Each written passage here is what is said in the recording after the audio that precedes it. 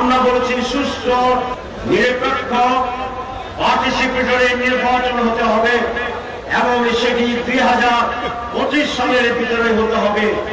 প্রধান উপদেষ্টা বলেছেন সম্ভব যদি তার আংশিক সংস্কার করে।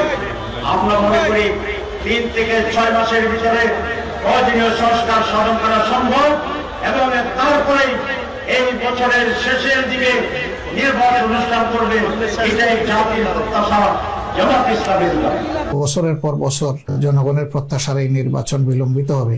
3টা নির্বাচনে জনগণ ভোট দিতে পারলো না, আবার আরেকটা নির্বাচন যদি দীর্ঘায়িত হয়ে যায় এটা জনগণের উপরে সুবিচার হবে না। আমরা এই জায়গাটায়ও আশা করব যে তারা সম্মানের সাথে আগাবে। এই সরকারের কাছে অনেক প্রত্যাশা মানুষের, কিন্তু সব প্রত্যাশা যদি অনির্বাচিত একটা অন্তর্বর্তীকালীন সরকারই পূরণ করে, এবং তারা কি পারবে? এটা তাদের জব নয়, তারা এটা পারবে না। এই জন্য রাজনৈতিক দলগুলোর মধ্য থেকে দাবি উঠেছে যে নির্বাচনের রোডম্যাপ দিতে হবে। কি কি বিষয়ে সংস্কারের কাজ উনারা করবেন এবং তার টাইমলাইনটা কি হবে, সময়সীমা কি হবে, এটা হবে একটা রোডম্যাপ। এই রোডম্যাপ ধরে সংস্কার আগায় আমরা বিশ্বাস করি মাসের পর মাস খুব বেশি প্রয়োজন হবে না, একটা সুনির্দিষ্ট সময়ের মধ্যে এটা সম্ভব। এটা যখনই একটা পূর্ণতার পর্যায়ে পৌঁছে যাবে সাথে সাথে নির্বাচনী রোডম্যাপ দিয়ে দিতে হবে, আর দেরি করা যাবে না। কারণ নির্বাচনের দিকে যাওয়ার মানেই হচ্ছে গণতন্ত্রের দিকে ফিরে আসা। দেশে তো গণতন্ত্রকে জবাই করা হয়েছে। অন্তর্বর্তীকালীন সরকার ক্ষমতায় এসেছেন, তার দায়িত্ব দেশ শাসন করা নয়। তিনি একটি অবাধ, নিরপেক্ষ, একটা ক্রেডিবল, একটা ইনক্লুসিভ, একটা ফ্রি ফেয়ার ইলেকশন তিনি দেবেন। কিন্তু সেই ইলেকশন দিতে অহেতুক বিলম্ব করার মধ্য দিয়ে এবং আজকে আমার সোনার ছেলেদের রক্তের বিনিময়ে অর্জিত নতুন বাংলাদেশে তাদের ত্যাগ এবং রক্তের ঋণ শোধ করার জন্য অন্তর্বর্তীকালীন সরকারকে আমরা বলবো, অবাধ নিরপেক্ষ নির্বাচনের জন্য আপনার পক্ষে সমস্ত সংস্কার করা সম্ভব হবে না, কিন্তু নিরপেক্ষ একটা নির্বাচন দিতে গেলে কমপক্ষে যে অর্গানগুলোর সংস্কার করা প্রয়োজন, গুরুত্বপূর্ণ কয়েকটি রিফর্ম করার পরে নিরপেক্ষ একটা নির্বাচনের পরিবেশ হলেই আপনি নির্বাচন দিয়ে দেবেন।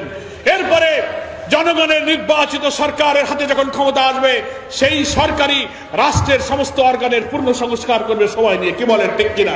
নির্বাচনের জন্য তার লম্বা সময় আমরা দিতে চাই না, কারণ লম্বা সময় দিলে ষড়যন্ত্র হবে। অন্তর্বর্তীকালীন সরকারের প্রধানকে আমি অনুরোধ করবো, আপনার ভয় পাওয়ার কিছু নেই, অনিঢর কিছু নেই। আপনার পাশে বাংলাদেশ আছে বলে কেন আপনি ভয় করবেন? আপনি শক্ত হন, দৃঢ় হন। প্রশাসনের অভ্যন্তরে লুকিয়ে থাকা ফ্যাসিবাদের দোষরদেরকে বিদায় করে দিয়ে পরিচ্ছন্ন প্রশাসন করে নির্বাচনের দিকে আপনি চলে যান, জনগণ আপনার পাশে থাকবে। রাষ্ট্রের কর্তৃপক্ষকে বলবো, আপনারা নির্বাচনের সুনির্দিষ্ট রোডম্যাপের সম্পর্কে ধূম্রজাল তৈরি হয় এমন কোনো কথা বলার দরকার নেই। আপনারা কেউ বলতেছেন 18 মাস, কেউ বলতেছেন আগামী বছরের অর্ধেক, কেউ বলতেছেন মার্চ, কেউ বলতেছেন ডিসেম্বর। বহু একতলাফ, এই একতলাফ দরকার নাই। আমরা বলছি কি, আপনার সংস্কারগুলো করতে যে কদিন লাগে আপনি করেন। আপনি বলতেছেন ডিসেম্বর, বলেন then March, then June, then we have no complain, but provided আমার শর্ত হলো ইলেকশনটা যেন নিরপেক্ষ হয়, আমরা যেন ভোট দিতে পারি। তাই কথা বলা কি জামাত ইসলামীর দল? উপদেষ্টা পরিষদের সদস্যদেরকে বলেছি, আপনারা সুনির্দিষ্ট নিরপেক্ষ নির্বাচনের প্রয়োজনে যেটুকু সংস্কার প্রয়োজন, অনেকে ভুল বোঝে জামাত ইসলামী সংস্কারের পর নির্বাচন চায়, এই কথাকে অপব্যাখ্যা করার চেষ্টা করেন। আমরা এই কথা বলিনি।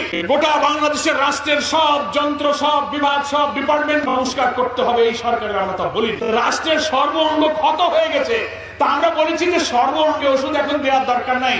একটা ভালো ইলেকশন হইতে গেলে অন্তত যে অঙ্গগুলোর মলম লাগাইতে হয়, ইলেকশন প্রক্রিয়ার সাথে ইলেকটোরাল প্রসেসের সঙ্গে যে ডিপার্টমেন্টগুলো, অর্গানগুলো ইনভলভ, সেই 5-6টা জায়গায় আপনি সংস্কার করে মেরামত করে নির্বাচনটা যেন নিরপেক্ষ হতে পারে, এইটুক সংস্কারকে আপনি ইলেকশনটা দেন। এইটুকু সংস্কার করতে যে কয়দিন সময় লাগে জামাত ইসলামী সেই সময় দিতে রাজি আছে। অন্তর্বর্তীকালীন সরকারের এই প্রধানকে আমরা কথা দিয়েছি, আপনি একটি অবাধ এবং নিরপেক্ষ নির্বাচন দিয়ে জনগণ যাদেরকে ভোট দেবে তাদের হাতেই ক্ষমতা দিয়ে আপনি বিদায় নেবেন।